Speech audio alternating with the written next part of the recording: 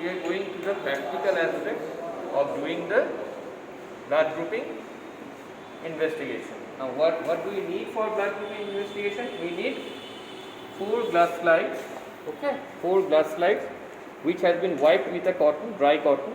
4 glass slides, 1, 2, 3 and 4.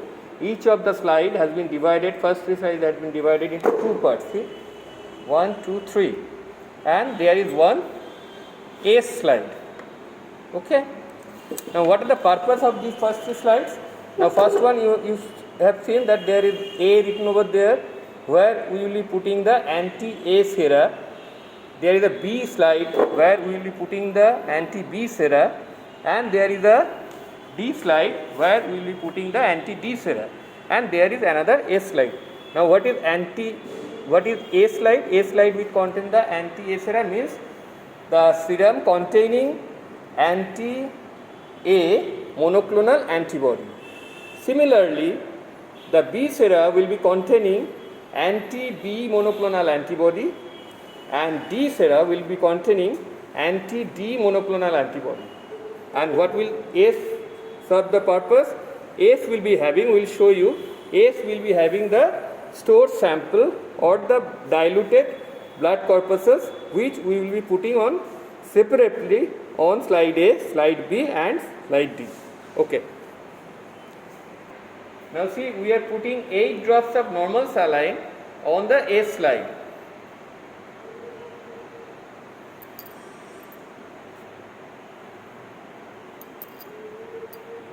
Okay. There are 8 drops of normal saline. Now we will be putting the EDTA preserved blood, 2 drops of the sample blood or the blood of which the group has to be determined. Okay, 2 drops of blood on 8 drops of normal saline. Now we will mix it with a broomstick. Okay, see, we will mix the sample in a homogeneous pattern. Beaker. Okay.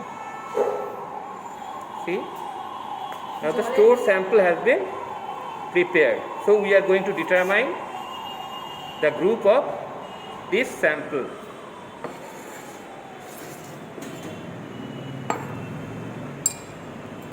We will be putting 1 drop of anti-A sera, the sera containing anti-A monoclonal antibody.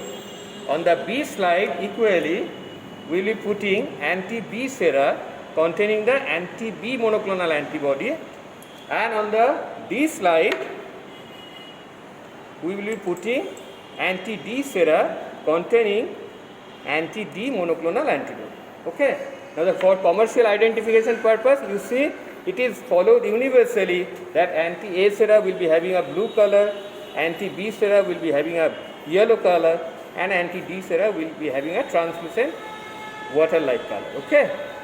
Now we will be putting 1 drop of normal saline on the other side of each slide, normal saline. Okay, to see the difference between control and agglutination.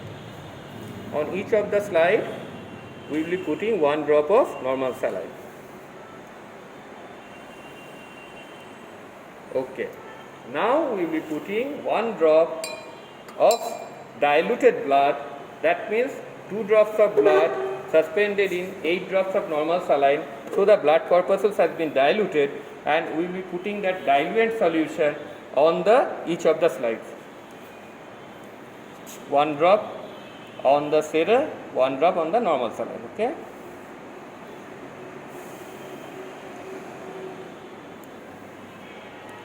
And we will be mixing it now with a broomstick universally. We will be using separate broomstick for each of the slides.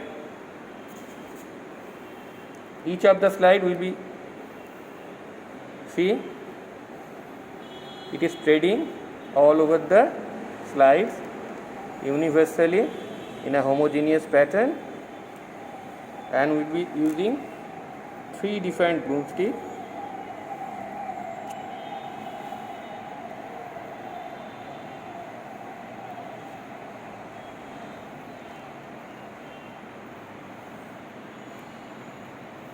and we will be waiting for 6 to 8 minutes to see the result. So these three are the test slides and this one is the storage slide from which we are taking the sample. Okay.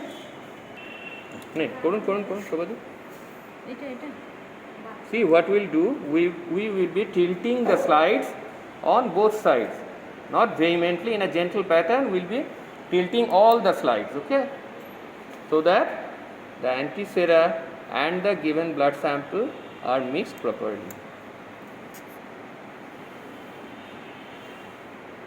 Okay.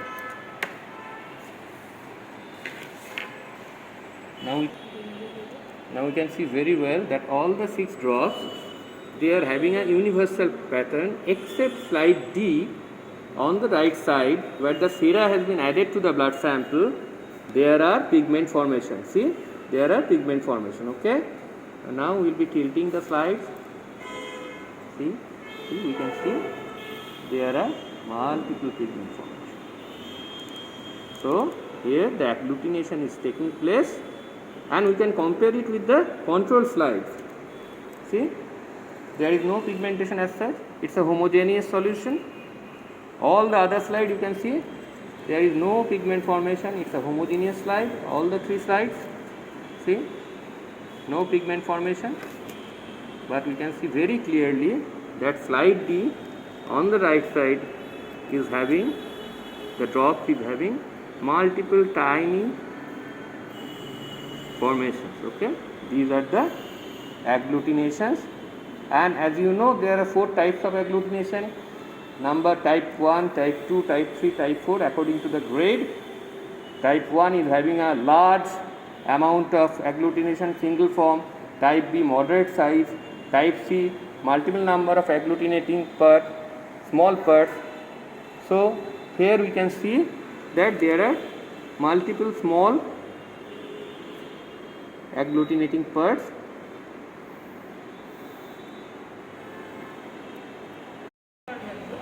So let us be clear, the first slide is having anti-sera A.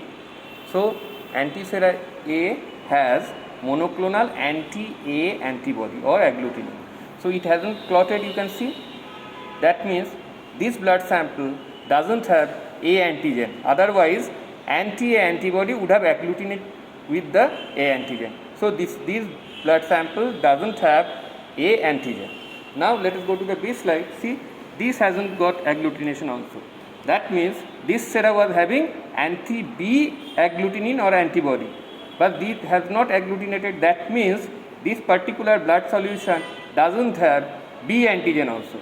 So this solution which we have been taking doesn't have the A antigen, doesn't have the B antigen. So the blood group has to be O, where both the A and B agglutinogen or antigen are absent. Now let us see this slide. Now this slide you can see it has agglutinated. That means this slide was having anti-sera D having anti-D antibody. It has agglutinated. That means this particular solution has D antigen. So A antigen is absent, B antigen is absent, D antigen is present. So this has to be O positive or ORH positive blood sample. Clear?